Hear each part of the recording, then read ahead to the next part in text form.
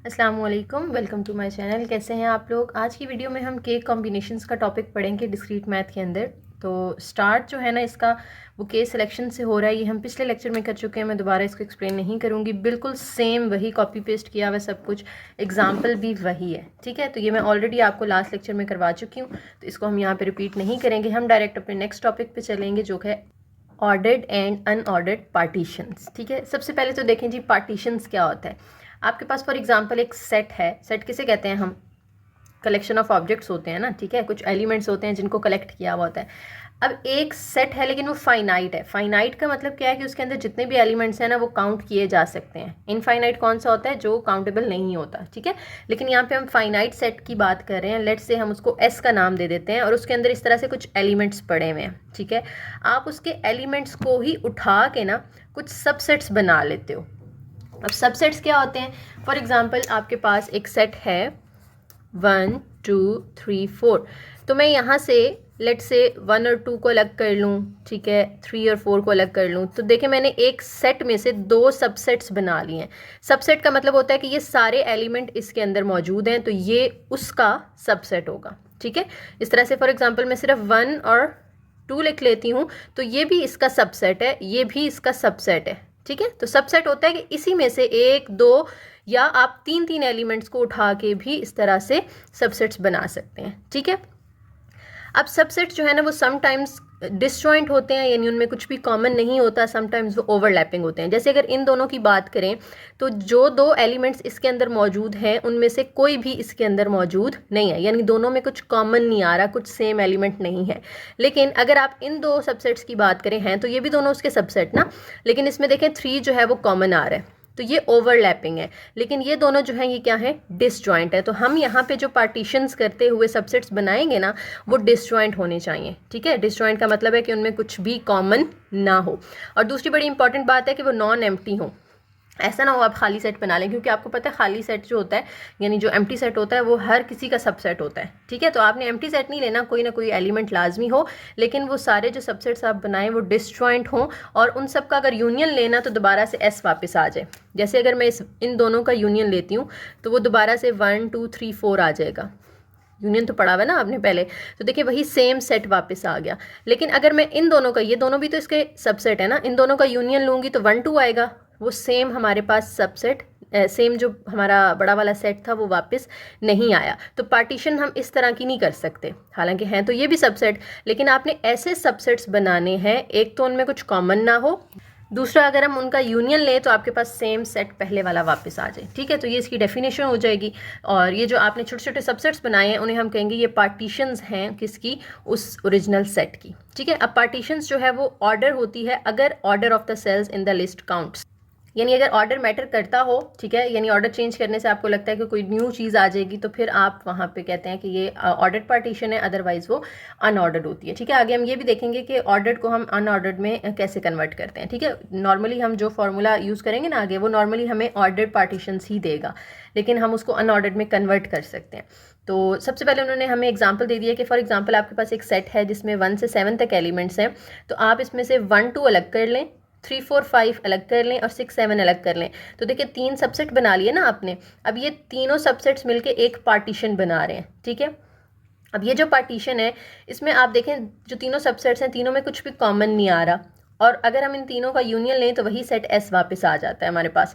इसी तरह से P2 के अंदर भी हमारे पास देखें 6 7 अलग कर लिया, 3 4 5 वही सेम है, बस तरतीब थोड़ी सी चेंज कर दी है कि एंड वाला पहले लिख लिया है और जो फर्स्ट पे था वो आपने लास्ट पे लिख लिया, जो दरमियान में है वो सेंटर में ही रहेगा। ठीक है, तो ये एक और पार्टीशन है। अब आप ये नहीं कह सकते कि ये दोनों सेम पार्टीशंस हैं, हालांकि इसमें भी 1 2 और 6 7 है, इसमें भी 1 2 और 6 7 3 4 5 है, लेकिन जब हमने तरतीब चेंज कर दी ना उसकी, यहाँ 1 2 पहली नंबर पे आ रहा था, यहाँ 1 2 जो है वो तीसरे नंबर पे आ रहा है।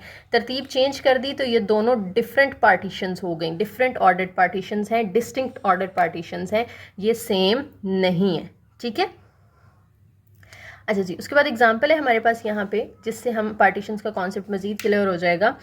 कहते हैं suppose a box B contains 7 marbles numbered 1 to 7. Find the number m of ways of drawing from B firstly 2 marbles, then 3 marbles and lastly the remaining 2 marbles. यानी 7 मार्बल है आपके पास, निकालने आपने 7 हैं, लेकिन पहली शिफ्ट में आप कह लें कि आप सिर्फ 2 मार्बल निकालते हो, ठीक है। फिर आप क्या करते हो, 3 मार्बल इकट्ठे निकाल लेते हो, तो कितने हो गए, 5 हो गए ना। देखें आपके पास टोटल 7 हैं, 2 आपने पहले निकाल लेने हैं, ठीक है, 3 आपने बाद में निकाल लेने हैं और 2 फिर बाद में निकालने हैं। तो निकाले तो आपने 7, 2 और 3 5 और 2 7, लेकिन हिस्से बना बना के, पार्टीशंस बना बना के आपने जो है वो उनको विदड्रॉ किया है, बॉक्स में से निकाला है, ठीक है। कहते हैं कि अब आप कितने तरीक़ों से निकाल सकते हो इसको, ठीक है। अब कैसे हम निकालें, कितने तरीक़ों से निकाल सकते हैं, नंबर ऑफ़ वेज हमने फाइंड करने हैं। तो यहाँ पे हम फिर कॉम्बिनेशंस यूज़ करेंगे। परमुटेशन क्यों नहीं कर रहे, कॉम्बिनेशंस क्यों यूज़ कर रहे हैं, क्योंकि देखें यहाँ पे ऑर्डर मैटर नहीं करता। हमने कॉम्बिनेशंस के अंदर पढ़ा था ना, ऑर्डर मैटर नहीं करता। आप चाहे जो है वो इन दो को जब आप निकाल रहे हो तो आप पहले जो है, फॉर एग्जांपल मैं एक को B1 और दूसरे को B2 का नाम दे देती हूँ, आप पहले B2 और फिर B1 निकाल लें, या पहले B1 और फिर B2 निकाल लें, कोई फ़र्क नहीं है। और यहाँ पे जो आपने 3 निकालने हैं, for example C1 C2 C3 उनको नाम दे दें, तो आप इन तीनों में से जो मर्ज़ी पहले उठा सकते हैं, तरतीब चेंज करने से कोई फ़र्क नहीं पड़ेगा, ऑर्डर मैटर नहीं कर रहा यहाँ पे। और रिपीटिशन भी अलाउ नहीं है कि एक जब आपने निकाल लिया तो ऑब्वियस सी बात है आप उसको दोबारा तो नहीं निकाल सकते ना, क्योंकि आप ऑलरेडी निकाल चुके हैं। तो ना तो रिपीटिशन अलाउ है, ना ही यहाँ पर ऑर्डर मैटर कर रहा है। तो इसका मतलब है हमने कॉम्बिनेशंस यूज़ करने हैं, ठीक है। अब कॉम्बिनेशंस कैसे यूज़ करने हैं, हम पहले जो 7 हैं उन 7 में से हम 2 निकाल रहे हैं, ठीक है। फिर पीछे कितने रह गए, 5 रह गए ना, उन 5 में से फिर हमने 3 निकालने हैं, ठीक है। जब आपने ये निकाल लिए, फिर 5 में से 3 निकाले तो पीछे कितने रह गए, 2 रह गए। अब उन 2 में से बाकी 2 निकाल लेने हैं आपने, ठीक है। और ये सबको करना है ना आपने, इधर और वाली सिचुएशन तो है नहीं यहाँ पे कि या ये करो या ये करो, या तीनों स्टेप्स आपने करने हैं। तो हम इन पे प्रोडक्ट रूल अप्लाई करेंगे, यानी तीनों को मल्टीप्लाई करेंगे, ठीक है। तो ये हो जाएगा 7 फैक्टोरियल ओवर 7 माइनस 2 फैक्टोरियल, 2 का फैक्टोरियल अलग से, फिर 5 फैक्टोरियल ओवर 5 माइनस 3 फैक्टोरियल और 3 फैक्टोरियल अलग से, फिर 2 फैक्टोरियल ओवर 2 माइनस 2 फैक्टोरियल और 2 फैक्टोरियल अलग से, ठीक है। अब 7 माइनस 2 क्या होगा, 5 का फैक्टोरियल आ जाएगा और नीचे 2 का अलग से भी है, ठीक है। डॉट 5 फैक्टोरियल और 5 माइनस 3 2 फैक्टोरियल होगा, 3 का अलग से भी है, 2 फैक्टोरियल, 2 माइनस 2 0 फैक्टोरियल हो जाएगा और 2 फैक्टोरियल। अब देखें हम यहाँ पे 2 फैक्टोरियल को 2 फैक्टोरियल से कैंसिल कर सकते हैं, ठीक है। ये 5 फैक्टोरियल को हम 5 फैक्टोरियल से कैंसिल कर सकते हैं। तो क्या रह गया हमारे पास, ऊपर रह गया 7 फैक्टोरियल और नीचे रह गया 2 फैक्टोरियल 3 फैक्टोरियल 2 फैक्टोरियल, और ये मल्टीप्लाई हो रहे हैं आपस में। अब इनको आप ओपन कर लें, ओपन करके तो आपने आंसर निकालना है, आपको आंसर मिलेगा 210, ठीक है। अच्छा, अब एक थ्योरम हम आगे पढ़ते हैं। ये तो सिंपल सी बात है, ऐसे आपने क्वेश्चन पीछे भी किए हैं लास्ट लेक्चर के अंदर। एक थ्योरम है हमारे पास, कहते हैं let set S contain n elements, let n1 n2 up to nk, और ये सारे पॉजिटिव इंटीजर्स हैं, ठीक है। आपके पास एक सेट है और उसके अंदर n डिफरेंट एलिमेंट्स हैं। जैसे यहाँ पे हमारे पास 7 जो है वो मार्बल्स थे, तो n की वैल्यू जो है वो 7 हो जाएगी, n1 n2 n3 up to n7। तो nk से मुराद है कि यहाँ पे n7 आएगा इस एग्जाम्पल में, ठीक है। उसके बाद कहते हैं कि अगर आप उन सबको ऐड करो ना तो दोबारा से n ही वापस आ जाता है, ठीक है। और उसको आप इस तरीके से ओपन कर सकते हो, यानी अगर आपने वहाँ पे नंबर ऑफ़ वेज फाइंड करने हो ना, तो आप इस तरीके से फॉर्मूला लगा सकते हैं, n फैक्टोरियल यानी टोटल ओवर नीचे फिर बारी बारी जो उसके आपने सबसेट्स बनाए हैं ना, बारी बारी उन सब का फैक्टोरियल ले लें। जैसे पिछली एग्जांपल में हमने क्या किया, टोटल मार्बल्स कितने थे 7, तो n की वैल्यू 7 है, तो ऊपर n फैक्टोरियल की जगह 7 फैक्टोरियल आ जाएगा। अब नीचे जितने आपने पार्टीशंस बनाई थी कि हमने पहले 2 निकालनी है मार्बल्स, फिर हमने 3 मार्बल्स निकालने हैं, फिर हमने 2 मार्बल्स निकालने हैं, ठीक है। तो वो जो नीचे n1 n2 n3 था वो हमने सारे ओवर के नीचे लिख दिए और अब इसको ओपन कर लेना। तो देखिए सेम चीज़ नहीं बन गई, जो यहाँ पे हमारा आंसर आया था, इसमें जो हमने कॉम्बिनेशन से सॉल्व किया तो भी तो ये चीज़ बन रही थी ना, 7/232, यहाँ पे भी 7/232। तो वो ये समझाना चाह रहे थे बेसिकली इस एग्जांपल से कि आप इस तरह से डायरेक्ट भी ऐसे क्वेश्चंस को सॉल्व कर सकते हो, ज़रूरी नहीं है कि आप कॉम्बिनेशन यूज़ करें, ठीक है। जब पार्टीशंस बन जाती हैं तो आप डायरेक्ट ये फॉर्मूला भी लगा सकते हैं। समझ आ गई? अच्छा जी, उसके बाद कहते हैं एक रिमार्क है, एमसीक्यू में आ सकता है कि अगर नंबर ऑफ़ अनऑर्डर्ड पार्टीशंस निकालनी हो ना, क्योंकि इस फॉर्मूले से जो हमने ऊपर फॉर्मूला पढ़ा है एंड ये वाला ठीक है, इससे हमारे पास ना हमेशा ऑर्डर्ड पार्टीशंस आती हैं, ठीक है। तो हमने अगर उनको अनऑर्डर्ड पार्टीशंस में कन्वर्ट करना है तो हमें क्या करना पड़ेगा, हम पहले काउंट करेंगे कि ऑर्डर्ड पार्टीशंस कितनी हैं, यानी किस किस में ऑर्डर मैटर कर रहा है, ठीक है। और फिर उसको डिवाइड कर देंगे जो हमारा इसका आंसर आया होगा ना फॉर्मूले का, उसके साथ डिवाइड कर देंगे उनके फैक्टोरियल को। ठीक है, ये एग्जाम्पल करेंगे ना, फिर आपको ये अच्छे से समझ आएगा।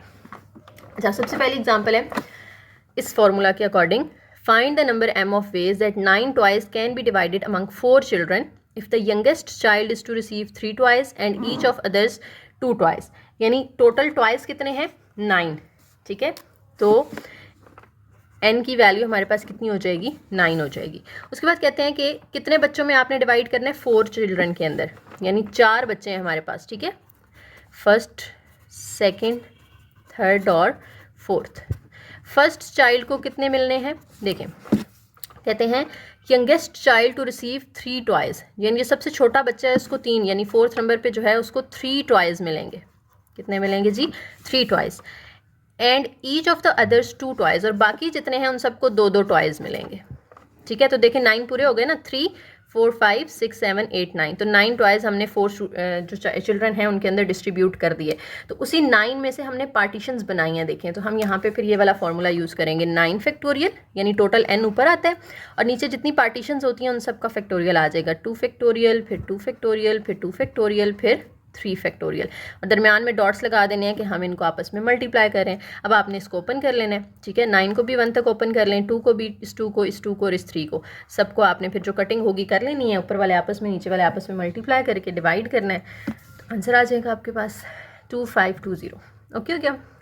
नेक्स्ट एग्जाम्पल है, कहते हैं how many ways can 12 students be divided into 3 groups with 4 students in each group, यानी टोटल स्टूडेंट्स कितने हैं? 12। तो n की वैल्यू हमारी क्या हो जाएगी? 12 हो जाएगी। ठीक है, n की वैल्यू हो जाएगी 12। ग्रुप्स कितने बनाने हैं? हमने 3 ग्रुप्स बनाने हैं। ठीक है, फर्स्ट ग्रुप, सेकंड ग्रुप और थर्ड ग्रुप। कहते हैं फर्स्ट ग्रुप, सेकंड ग्रुप और थर्ड ग्रुप तीनों में 4-4 स्टूडेंट्स हैं, इसमें भी 4, इसमें भी 4, इसमें भी 4, तो देखिए 12 पूरे हो गए ना, यानी उसी 12 की हमने 3 पार्टीशंस बना ली हैं। पार्ट 1 में कहते हैं 1 group studies English, 1 history and 1 mathematics. जो पहला ग्रुप है वो इंग्लिश स्टडी कर रहा है, दूसरा जो है वो मैथमेटिक्स स्टडी कर रहा है, और तीसरा जो है वो दूसरा हिस्ट्री और तीसरा मैथमेटिक्स स्टडी कर रहा है। अब आपने जो है वो नंबर ऑफ़ वेज फाइंड करने हैं कि आप किस तरह से ये 4-4 के ग्रुप बना सकते हो। ठीक है, तो वही formula 12 factorial over 4 factorial dot 4 factorial dot 4 factorial. ठीक है, अब ये तीनों डिफरेंट ग्रुप्स हैं ना, यानी एक इंग्लिश पढ़ रहा है, एक जो है वो हिस्ट्री, तो इस इंग्लिश की हम आपस में सिर्फ जो है वो आपस में तरतीब चेंज कर सकते हैं, हम फर्स्ट और सेकंड की नहीं कर सकते।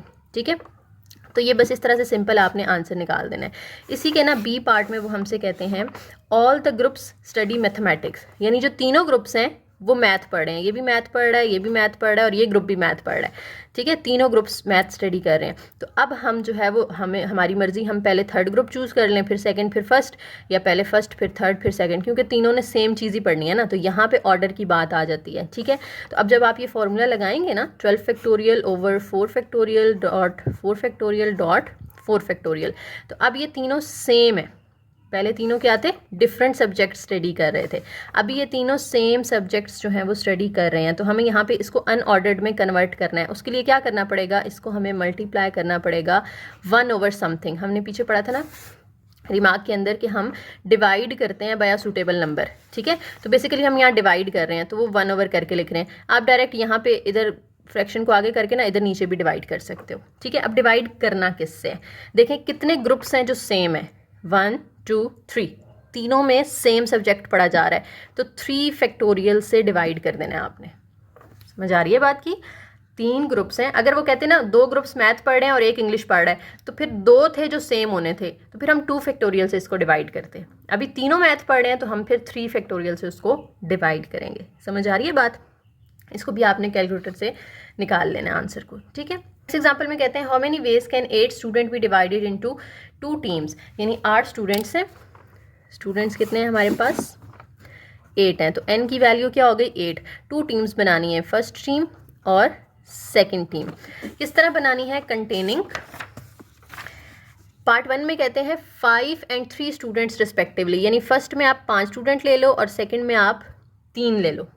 ठीक है, तो आप किस तरह से करो? पार्टीशंस बना ली ना आपने, 8 में से 5 और 3, तो हम 8 factorial over 5 factorial dot 3 factorial कर लेंगे।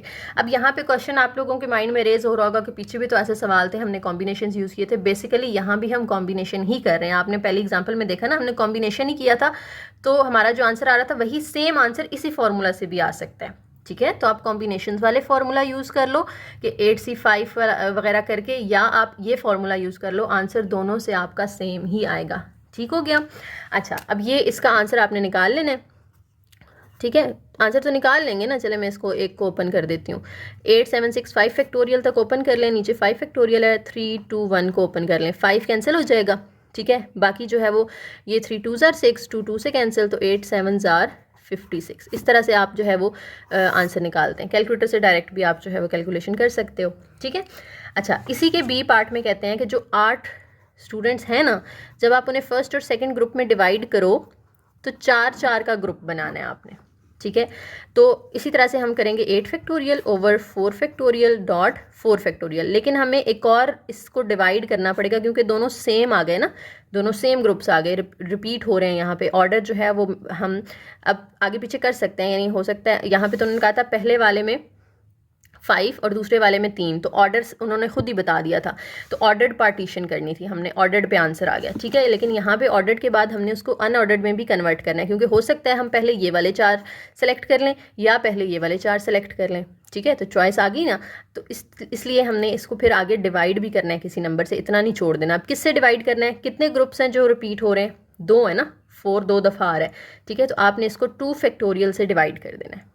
ठीक है, अब इसको आप जो है वो ओपन करके और आंसर निकाल लीजिएगा।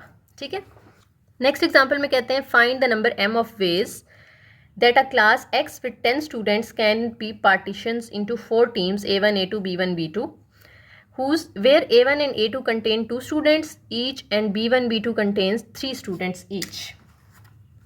देखें, आपके पास 4 ग्रुप्स हैं, A1 A2 B1 B2।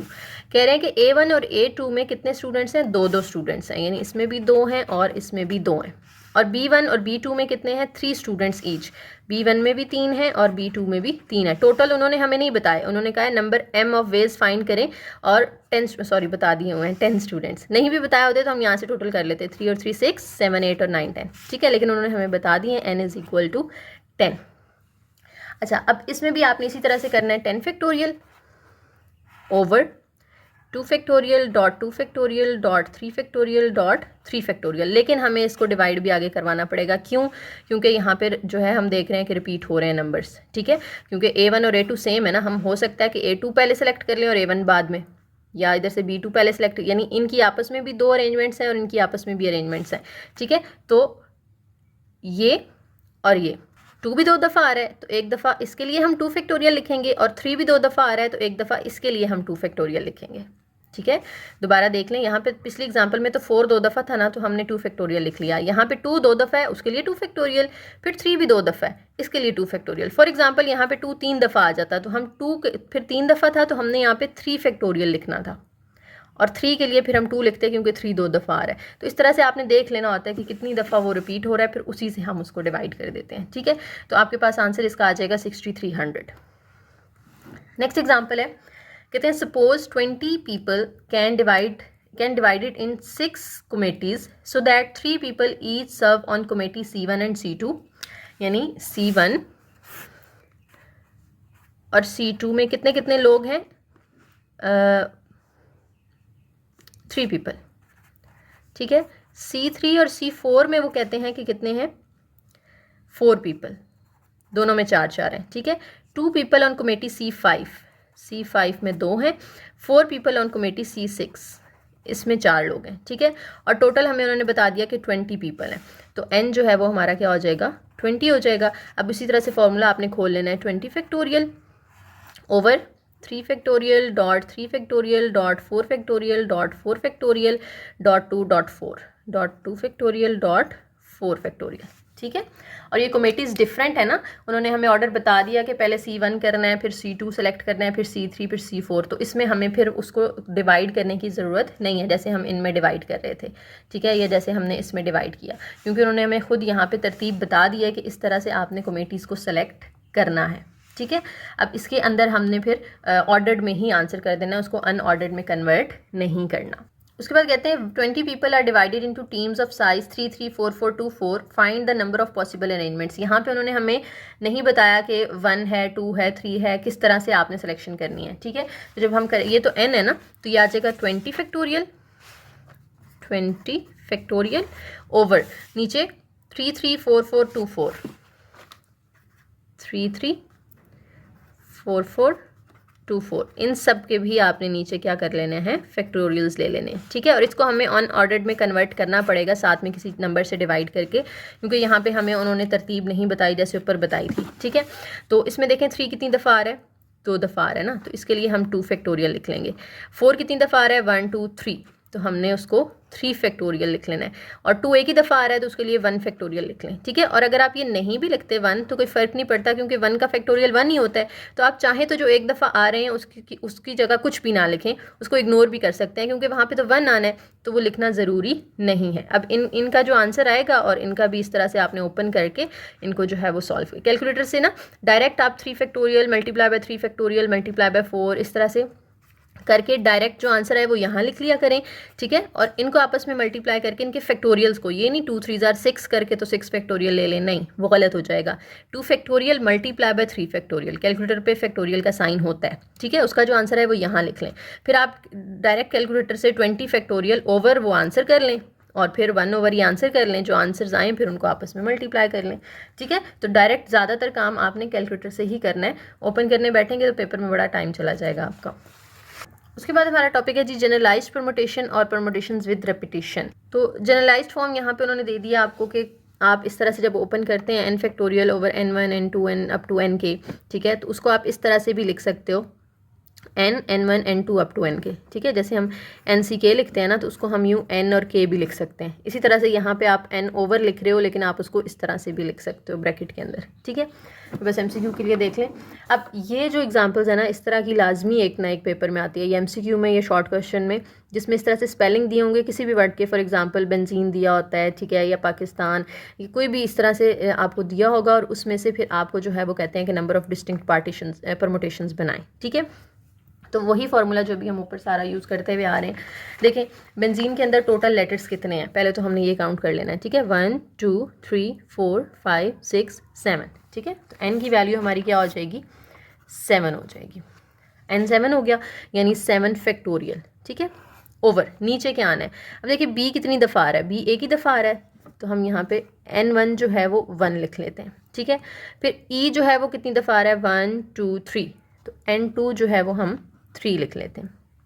उसके बाद n देख लें, n कितनी दफ़ा आ रहा है, 2 दफ़ा आ रहा है, तो n3 2 हो जाएगा।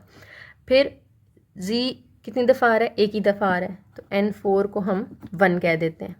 उसके बाद z के बाद फिर e है, e हम ऑलरेडी काउंट कर चुके हैं, n भी हम ऑलरेडी काउंट कर चुके हैं, और e भी हम ऑलरेडी काउंट कर चुके हैं। ठीक है, अगर याद ना रहे ना, तो इस तरह आप लिख लें, b इज़ इक्वल टू, फिर e आपने काउंट किया, फिर n काउंट किया, फिर z काउंट किया, फिर आगे e n e आ गया था, तो e n e आप ऑलरेडी कर चुके हैं, इसलिए दोबारा नहीं करेंगे। अब ये जो ये आए हैं ना, इन सब को इधर नीचे आपने उसी तरह से डिवाइड कर देना है, 1 factorial dot 3 factorial dot 2 factorial dot 1 factorial. ठीक है, इसका आंसर आपने निकालना है, तो हमें वो मिलेगा 420। अगेन यहाँ पे वही बात कि जो 1 फैक्टोरियल है वो आप लिखें या ना लिखें, उससे कोई फ़र्क नहीं पड़ता, क्योंकि आंसर तो 1 आना है ना इसका।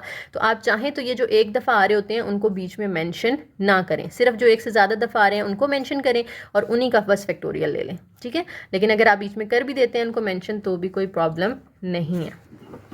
अच्छा जी, उसके बाद कहते हैं how many different signals each consist of 6 flags hung in a vertical line can be formed from 4 identical red flags and 2 identical blue flags. Total कितने फ्लैग्स हैं, 6, तो n की वैल्यू क्या हो जाएगी, 6 हो जाएगी। ठीक है, अब वो रेड फ्लैग्स 4 हैं और ब्लू फ्लैग्स जो हैं वो कितने हैं, 2 हैं, तो n1 की वैल्यू हो जाएगी 4 और n2 की वैल्यू 2। तो अब n को हमने नीचे n1 n2 फैक्टोरियल से डिवाइड कर देना होता है ना, ऊपर 6 का फैक्टोरियल आ जाएगा, यानी टोटल फ्लैग्स, फिर रेड वाले फ्लैग्स और फिर ब्लू वाले फ्लैग्स, और इसका आपने आंसर निकाल लेना है। तो आंसर आपको मिलेगा 15। ठीक है, 15 different flags, different signals, sorry. उसके बाद कहते हैं find the number of words that can be formed of the letter of the word 11। 11 से आप कितनी तरह के वर्ड्स बना सकते हैं, वही जैसे ऊपर हमने बेंजीन का किया ना, उसी तरह से आपने करना है। देखिए 11 में कितने हैं, 1 2 3 4 5 6 है ना, तो ऊपर 6 फैक्टोरियल आ जाएगा। और डिवाइड किससे करना है, ई कितनी दफ़ा आ रहा है, 1 2 3 दफ़ा आ रहा है, तो वो 3 फैक्टोरियल हो जाएगा। एल जो है वो एक ही दफ़ा आ रहा है, तो मैंने कहा था आप 1 वाला अगर नहीं भी लिखते तो कोई मसला नहीं है, ठीक है। फिर ई आ गया, तो ई हम ऑलरेडी कर चुके हैं। वी भी एक दफ़ा आ रहा है, इसको भी लिखने की ज़रूरत नहीं है। ई हम ऑलरेडी कर चुके हैं। एन एक दफ़ा आ रहा है, उसको भी लिखने की ज़रूरत नहीं है। तो बस इनको डिवाइड करें तो आपका आंसर आ जाएगा 120, ठीक है। क्योंकि 6 फैक्टोरियल को आप 3 तक ओपन कर लीजिएगा ना, 6.5.4.3 ये कट कर लेंगे, 6 5 ज़ार 30, 34 ज़ार 120। उसके बाद इसके सेकेंड पार्ट में कहते हैं find if the words are to be begin with L, यानी 11 से जो आप डिफरेंट वर्ड्स बना रहे हैं ना वो एल से शुरू होने चाहिए, ठीक है। यानी वो एल से शुरू होते हैं, तो एल की जगह तो फिक्स हो गई ना, इसकी जगह अब आप चेंज नहीं कर सकते। तो पीछे कितने रह गए, 1 2 3 4 5, टोटल 6 थे। एल को आपने फिक्स कर दिया तो पीछे 5 रह गए। अब एन की वैल्यू जो है वो 5 होगी, 5 फैक्टोरियल ओवर। पहले हम 6 ओवर कर रहे थे, लेकिन अब हमने एल को बीच में काउंट नहीं करना, 5 फैक्टोरियल ओवर। अब जो बाकी रह गए हैं एल के अलावा, उनमें देख लें ई जो है वो 3 दफ़ा आ रहा है, तो हम 3 लिख लेते हैं। एल को तो अब हमने काउंट नहीं करना ना, ठीक है। फिर हम वी को देखें, वो एक ही दफ़ा आ रहा है, एन भी एक ही दफ़ा आ रहा है, तो उनको लिखने की ज़रूरत नहीं है, बस इसका आंसर आपने निकाल लेना है, ठीक है। थर्ड पार्ट में कहते हैं find if the words are to begin and end with E, यानी वो स्टार्ट भी ई से हों और ख़त्म भी ई पे हों, बाकी जो लेटर्स हैं वो सारे बीच में आ रहे हों, ठीक है। यानी 2 ई यहाँ से फिक्स हो गए, 2 ई आपने फिक्स कर देने हैं। टोटल 6 थे, जिनमें से 2 ई फिक्स हो गए, तो पीछे कितने रह गए, 4 रह गए ना अब टोटल। उन्हीं को आप बस आगे पीछे अरेंजमेंट चेंज करके नए नए लेटर्स बना, नए नए वर्ड्स बना सकते हो। तो उन 4 में से अब देखेंगे हम, इन 2 ई को अब हम काउंट नहीं करेंगे, ठीक है। एल देखें एक ही दफ़ा आ रहा है, वी एक ही दफ़ा आ रहा है, ई एक ही दफ़ा आ रहा है, एन एक ही दफ़ा आ रहा है, तो नीचे 1 1 लिख लें या ना भी लिखें, तो बस 4 फैक्टोरियल का आपने आंसर निकाल लेना है, तो वो आपका फाइनल आंसर आ जाएगा थर्ड पार्ट का। समझ आ रही है, ई को हमने अब 3 दफ़ा काउंट नहीं करना, क्योंकि 2 ई फिक्स हो चुके हैं, तो अब एक ही ई है जिसको हम काउंट करेंगे। उसके बाद फोर्थ में कहते हैं find if the words are to begin and with E and end in N, यानी ई से शुरू हों और ख़त्म कहाँ पे हों, एन पे हों। फिर देखें अगेन हमने 2 फिक्स कर दिए, तो 6 में से जब 2 फिक्स हो गए तो पीछे 4 बचे। अब उन 4 में से अरेंजमेंट्स हमने देखनी है कि कितनी बन सकती हैं, ठीक है। अब देखें मैं दोबारा यहाँ पे लिख लेती हूँ 11, ठीक है। अब ये ई भी फिक्स है एक, और एक एन भी फिक्स है। ज़रूरी नहीं है कि ये वाला ई फिक्स हो सकता है ये वाला हो सकता है ये वाला हो, लेकिन हम तीनों में से किसी एक को फिक्स कर रहे हैं ना। अब जो बाकी 4 रह गए हैं, उन 4 में से देखना है हमने, देखें एल एक दफ़ा आ रहा है तो लिखने की ज़रूरत नहीं है, ई 2 दफ़ा आ रहा है तो हम इसको लिख लेते हैं 2 फैक्टोरियल, वी एक ही दफ़ा है तो उसको लिखने की ज़रूरत नहीं है, बस इसका आपने आंसर निकाल लेना है। 4 3 2 तक ओपन करें, नीचे 2 है, कट आउट, 4 3 ज़ार 12, तो ये आपका आंसर आ जाएगा, ठीक है। एक लास्ट एग्जाम्पल रह गई है हमारी, कहते हैं find the number of permutations that can be formed from all the 3 letters of the words baseball, ठीक है। बेसबॉल में अब देखें टोटल कितने लेटर्स हैं, 1 2 3 4 5 6 7 8, तो ऊपर 8 फैक्टोरियल आ जाएगा। नीचे अब देखें बी कितनी दफ़ा आ रहा है, 2 दफ़ा आ रहा है, 2 फैक्टोरियल। ए जो है वो 2 दफ़ा आ रहा है, डॉट 2 फैक्टोरियल। एस एक ही दफ़ा है तो ना भी लिखें तो कोई मसला नहीं है। ई भी एक ही दफ़ा है, कोई ज़रूरत नहीं है लिखने की। फिर बी आप ऑलरेडी लिख चुके हो, ए भी आप ऑलरेडी लिख चुके हो, एल 2 दफ़ा है, फिर 2 फैक्टोरियल से डिवाइड करें, ठीक है। तो इस तरह से आप डिवाइड करके आंसर निकाल लेंगे 5040। उसके बाद कहते हैं सेकेंड पार्ट में find if the 2 B's are to be next to each other, यानी जो दोनों बी है ना वो इस तरह से इकट्ठे आएँ, अब वो चाहे शुरू में आए, चाहे दरमियान में आए, चाहे एंड पे आए, यानी इनको आपने इकट्ठा रखना है। तो हम इनको ना 1 कंसिडर कर लेते हैं। वैसे हमारे पास टोटल 8 हैं, लेकिन 8 लेटर्स की बजाय हम कहते हैं कि ये एक ही है, फॉर एग्जांपल इसको एक कंसिडर कर लें, क्योंकि इसने जहाँ भी जाना है इकट्ठे ही जाना है ना दोनों ने। तो अब टोटल हमारे पास फिर 7 होंगे कि बी दोनों हमने एक बना लिया, बाकी जो है वो 6 हैं, तो 6 और 1 ये वाला जो है टोटल कितने हो जाएंगे, 7। तो अब 7 में से आपने देखना है कि बी को तो अब आप एक ही काउंट कर रहे हो ना, उसको अब आप 2 नहीं लिखोगे, ठीक है। फिर अब देखें ए जो है वो 2 दफ़ा आ रहा है, 2 फैक्टोरियल लिख लें।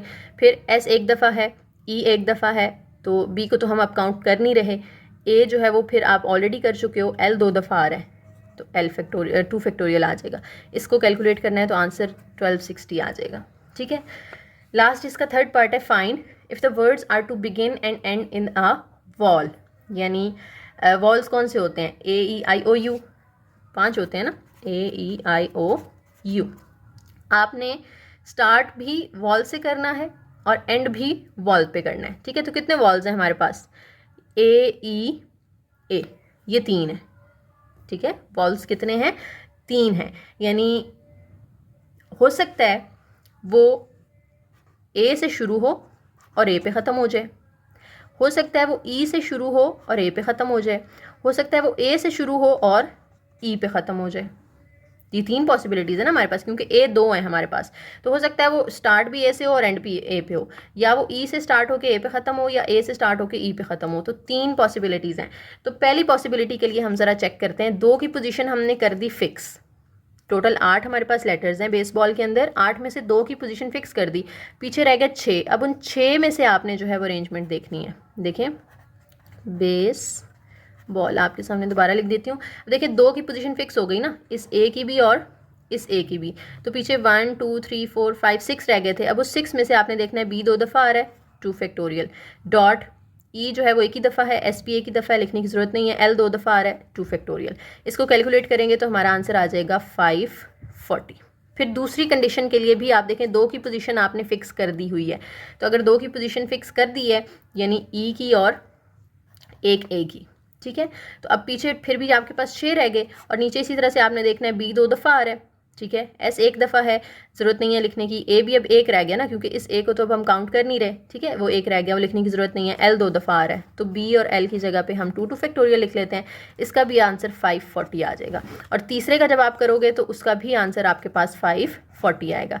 एंड पे आपने तीनों को क्या कर लेना है, प्लस कर लेना है, तो आपके पास टोटल जो है वो आ जाएगा नंबर ऑफ परमुटेशंस, ठीक है। क्यों प्लस करना है, क्योंकि इधर और वाली सिचुएशन होगी ना, ऐसा तो नहीं हो सकता कि ये तीनों हम लें, या ये सिचुएशन हो सकती है कि वो ए से शुरू और ए पे ख़त्म हो, या ये सिचुएशन हो सकती है, या ये हो सकती है। तो इधर और सिचुएशन जब आती है तो हम फिर आंसर्स को सम रूल के अकॉर्डिंग जो है वो प्लस कर लेते होते हैं। तीनों को प्लस कर लेना है तो हमारा आंसर आ जाएगा यहाँ पे, ठीक है।